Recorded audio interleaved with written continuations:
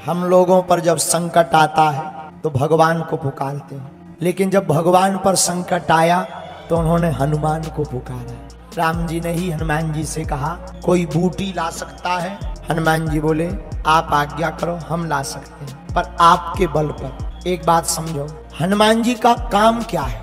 राम काज तो हनुमान जी का करना काम है, एक और काम हनुमान जी बड़े बखूबी से करते हैं। संसार के अभिमानियों का अभिमान मिटाने का काम भी हनुमान जी बढ़िया करते हैं। अभिमान का विनाश हनुमान जी के द्वारा होता है। द्वापर युग में चक्र सुदर्शन को महाभारत के बाद अभिमान हो गया कि हमारी भगवान को बहुत आवश्यकता है। सत्यभामा जी को अभिमान हो गया कि हम बड़े सुंदर हैं, भगवान हमसे ही प्रेम करते। गरुड़ जी को अभिमान हो गया कि हम बड़ी तेज गति से उड़ते हैं, भगवान हमें छोड़कर दूसरा वाहन नहीं ले सकते। द्वारकाधीश कुछ नहीं बोले।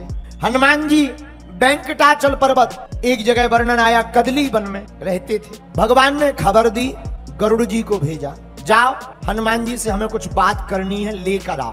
तो पहले तो हनुमान जी ने गरुड़ जी को मना कर दिया, हम नहीं जा सकते हैं, हमें यहाँ काम में व्यस्त हैं। क्या काम कर रहे हैं? बस कुछ नहीं, कीर्तन कर रहे हैं, और कौन आए जाए, समय लगता है। गरुड़ जी बोले आप चिंता मत करो, हमारी पीठ पे बैठो, हम एक क्षण में पहुंचा देते, कम समय लगेगा। हनुमान जी समझ गए इनको अपनी गति का घमंड है, अभिमान है। उधर भगवान द्वारकाधीश ने लीला की, चक्र सुदर्शन से कहा तुम दरवाजे पर पहरा दो, कोई प्रवेश ना हो पाए, भले ही वो हमारा पुत्र ही क्यों ना हो। चक्र सुदर्शन दरवाजे पे लग गया। इधर सत्यभामा जी को आज्ञा दी कि तुम श्रृंगार करके आओ, बैठो। सत्यभामा जी ने 16 श्रृंगार किया, बगल में बैठे। गरुड़ जी ने कहा हनुमान जी चलो। हनुमान जी बोले नहीं नहीं, हम नहीं जाएंगे, हमें काम है। अरे आपको प्रभु ने बुलाया है द्वारकाधीश में, और तुम्हें तो पता है जो घनश्याम है वही तो राम है, चलो। हनुमान जी बोले अच्छा एक काम करो, तुम्हें गति का बड़ा अभिमान है, तुम जाओ, हम आ रहे, आपसे पहले पहुंच जाएंगे। गरुड़ जी बोले रहने दो, अब बूढ़े हो गए हो, हमसे पहले पहुंचना मुश्किल है, भगवान हमारी सवारी के अलावा दूसरे की सवारी नहीं करते। हनुमान जी बोले बात ठीक है, पर आप जाओ हमारे। गरुड़ जी आ गए, डांट डटकार करके हनुमान जी ने भेज दिया।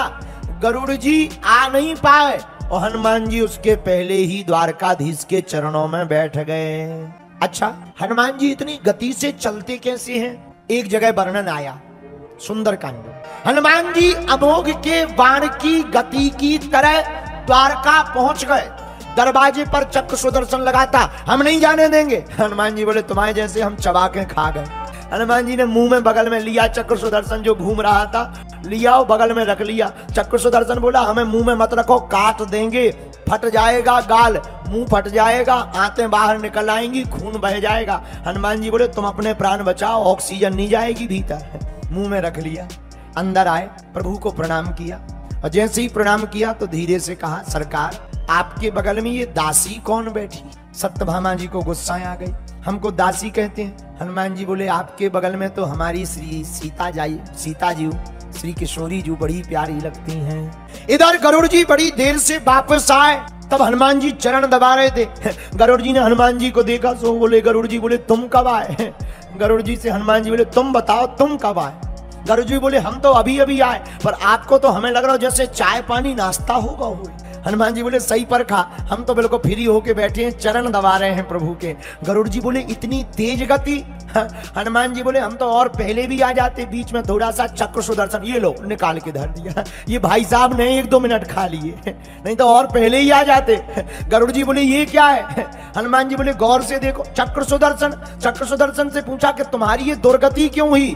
चक्र सुदर्शन बोला ठीक हुई, हमें अभिमान था कि हमारे बिना प्रभु का काम नहीं चलता है, पर धन्य है हनुमान जी, धन्य है इनके दास जिन्होंने हमारे जैसे अभिमान को भी मुख में रख लिया। और कितना अच्छा संकेत इस कथा का है, जो मान और अपमान अभिमान को अपने मुख में रखे उसी को तो कलयुग में और चारों युगों में हनुमान कहते हैं।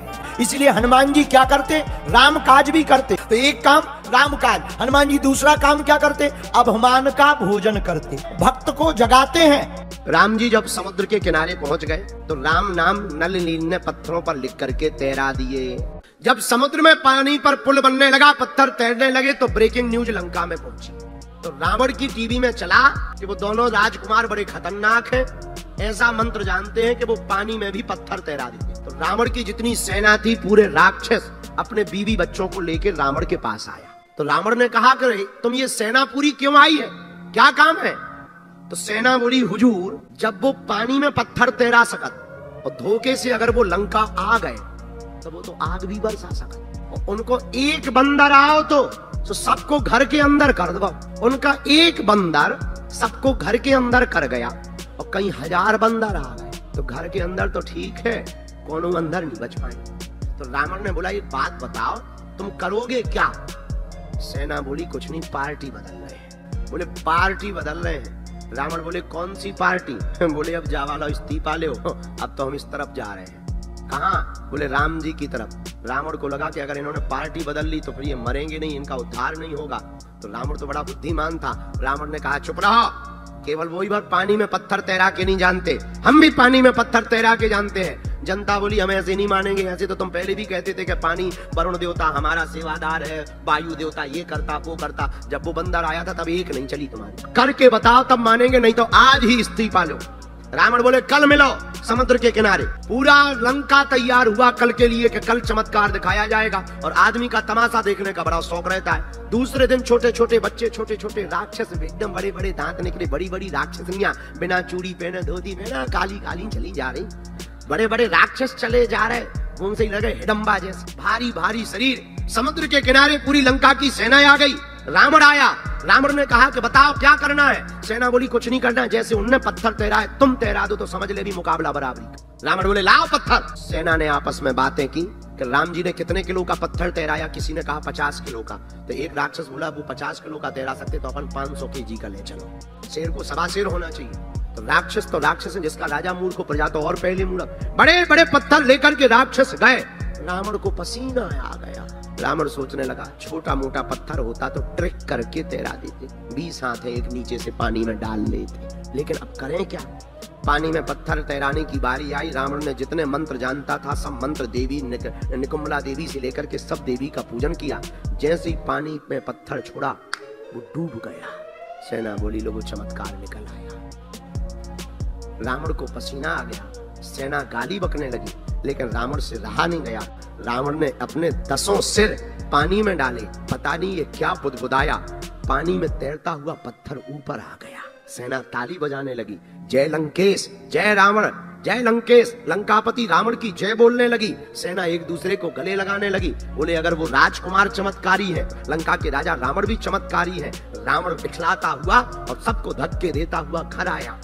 रात हुई, पत्नी मंदोदरी आई, चरण दबाने लगी। बोली, महाराज क्षमा करना, मैं आपकी पत्नी हूँ, मुझे पता है आपके पास कितनी शक्तियां हैं, मुझे ये भी पता है कि और चाहे जितनी शक्तियां हो, पर आपके पास ऐसी कोई भी शक्ति नहीं है जिस शक्ति के बल पर आप पानी में पत्थर तैरा सको। और कथा कहती है, रावण पहली बार रोया, उठ के बैठा और रोया, आंखों में आंसू भर करके मंदोदरी से कहता है, मंदोदरी तुम ठीक कहती हो, मेरे पास ऐसी कोई शक्ति नहीं है कि मैं पानी में पत्थर तैरा सकूं, पर जब आज मेरी नाक कट गई और जब पानी में पत्थर डूब गया और प्रजा गाली बकने लगी मंदोदरी, तब मैंने 10 सिर पानी में डालकर पत्थर के पास जाकर कहा, तुझे राजा राम की सौगंध है, मेरी लाज बचाने के लिए ऊपर आ जा।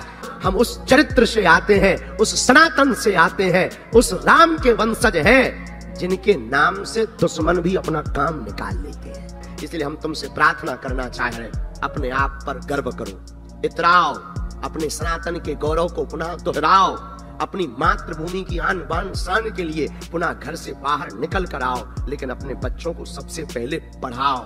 मुसलमानों को कुरान का ज्ञान है, ईसाइयों को बाइबल का ज्ञान है, और हिंदुओं की एक ही कमी है, ना गीता का ज्ञान है, ना पुराण का ज्ञान है। तुम बच्चों को 25 तारीख को सेंटा क्लॉज तो बना देते हो, पर अपने बच्चों को कभी भी हनुमान या मीराबाई या सूरदास या फिर तुलसीदास या फिर महाराजा छत्रसाल ये कभी बनाने के लिए नहीं तुलते। हम प्रार्थना करेंगे, तुम फिर चिल्लाते हो हिंदू खतरे में है, ये खतरे में है, कौन बचाएगा? अरे कोई नहीं बचाएगा, किसी के चक्कर में मत रहो, तुम्हें खुद बचना पड़ेगा और खुद कट्टर हिंदू स्वयं को बनना पड़ेगा। पहले खुद को बदलो, फिर भारत बदलेगा।